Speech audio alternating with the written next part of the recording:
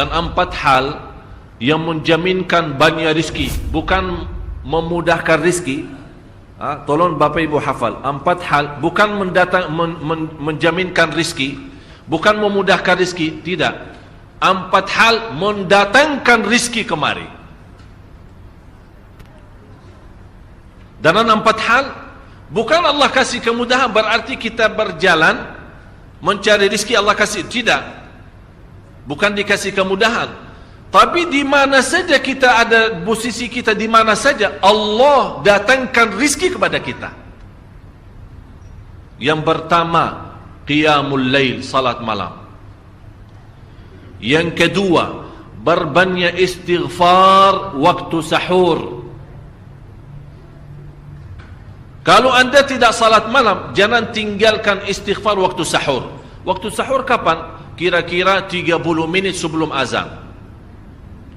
Disitulah Allah sendiri memuji. Allah bangga dan senang terhadap orang yang sahur. Sampai ulama berkata, tidak ada ibadah yang terbaik di waktu sahur selain istighfar.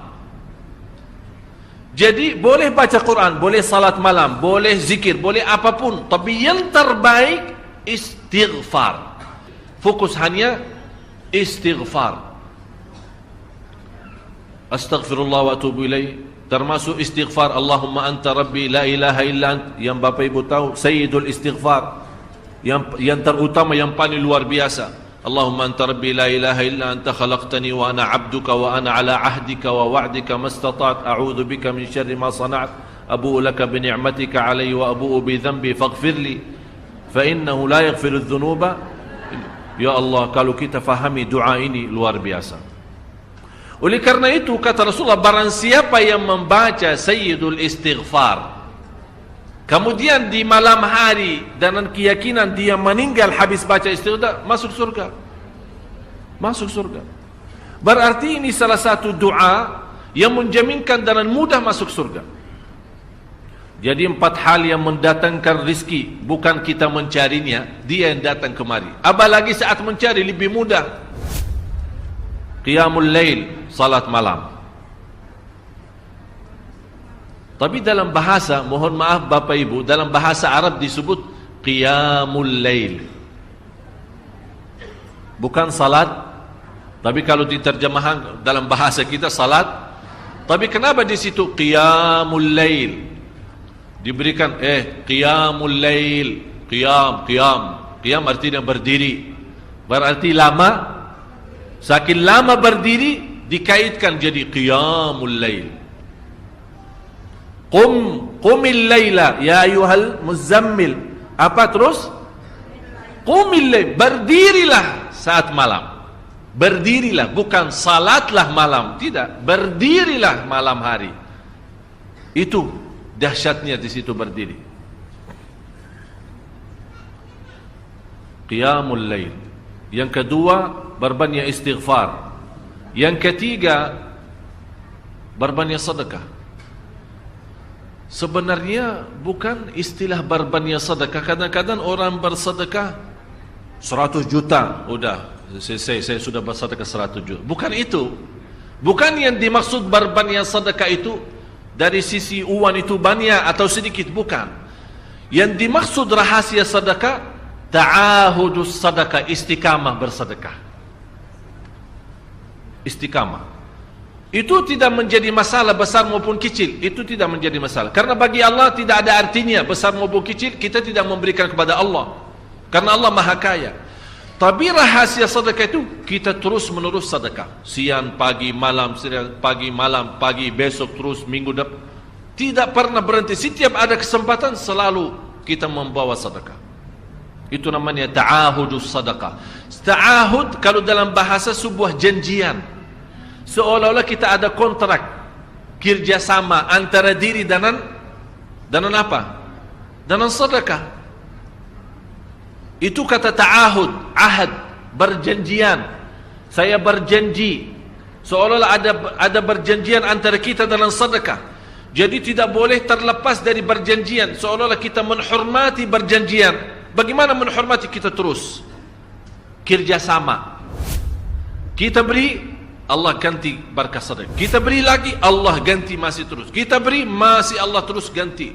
Itulah dahsyatnya sedekah. Jadi Bapak Ibu, jangan nunggu hari tertentu, bulan tertentu, malam tertentu kita bersedekah. Jangan.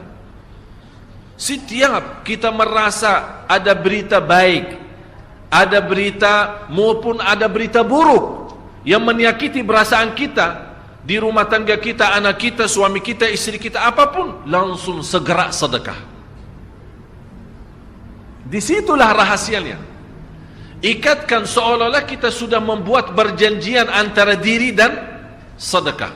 Dalam segala hal, hal senang maupun hal tidak, hal bahagia maupun hal sedih, hal bangga maupun hal lagi menghadapi kesusahan, kesulitan, selalu sehat dan sakit.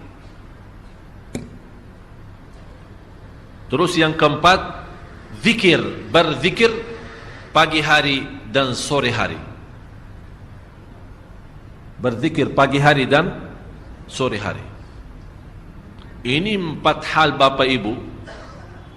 Berdiri malam hari, itu yang namanya tahajud, banjanya atau lamanya berdiri.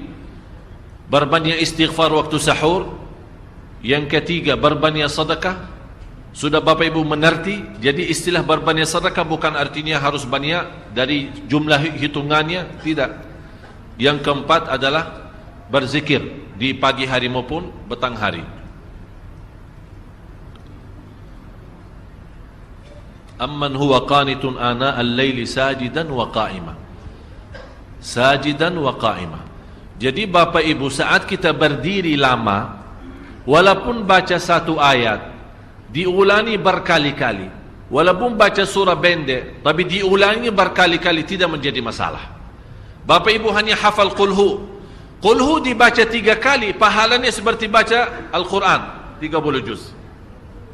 Ada seorang salih mengajak kawannya, sudah mendekati subuh, ayo bangun salat malam dan baca sepertiga Al-Quran. Langsung orang itu menjawab, bagaimana saya baca, sebentar lagi mau azan. Bacalah qul huwallahu ahad. Salat malam dan qul huwallahu ahad. Jadi Bapak Ibu, yang saya harap, jangan susah fikir, ya Allah saya mau baca apaan. Tak usah susah fikir.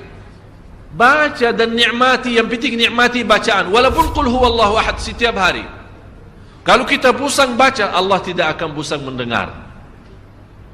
Malah Allah paling senang mendengar bisikan bacaan dan bisikan doa kita malam hari. Allah paling senang mendengar bisikan doa munajat kita malam hari. Itu luar biasa.